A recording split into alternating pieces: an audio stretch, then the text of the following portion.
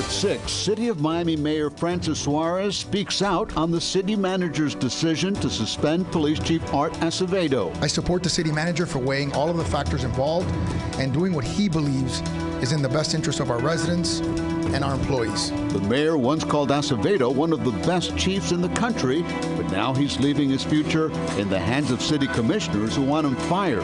He has lost total trust of the police force.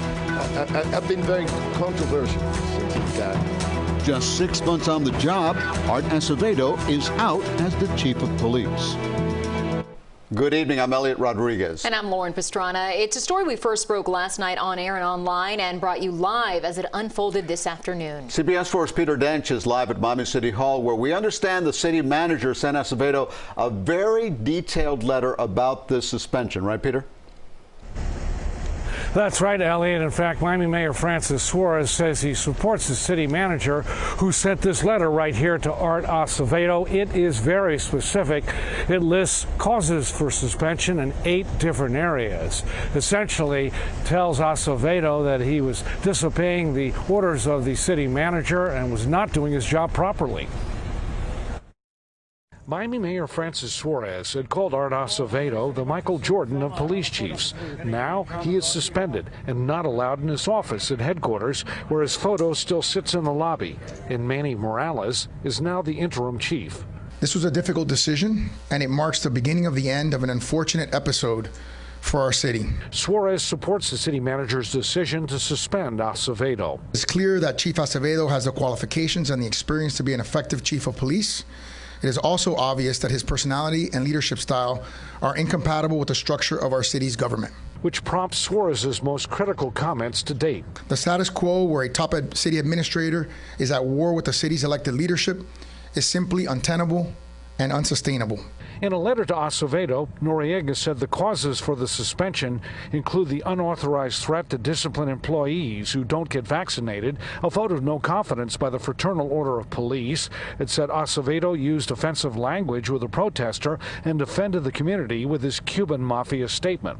Noriega also said Acevedo failed to report damage to his vehicle, failed to report personal and vacation time, overpaid Deputy Chief Heather Morris when she was hired, and said his action plan was materially deficient. I support the city manager for weighing all of the factors involved and doing what he believes is in the best interest of our residents and our employees. Acevedo had accused 3 city commissioners of interfering in his investigations.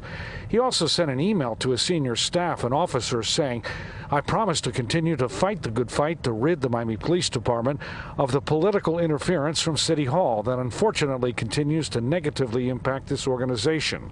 The police union had been critical of the chief. He has lost total trust of the police force. I've been very controversial since he got here. Now, city commissioners will have 5 days to hold a hearing about the allegations against Acevedo. We're told that meeting could happen here at City Hall on Thursday. If the commission votes against Acevedo, they will move to fire him, but if they vote in his favor, they must reinstate him. Now, we did reach out to Acevedo, but he told us that he is not commenting. We're live at Miami City Hall. Peter Dench, CBS 4 News. Peter, thank you. And CBS 4 spoke with former Miami Police Chief George Colina, who ironically has formed a company that, among other things, helps cities and counties find new police chiefs. Colina was Miami's top cop for 3 years before Art Acevedo. He never thought Acevedo's tenure would be this short, just under 6 months. He says he had always hoped a new chief would be picked internally from inside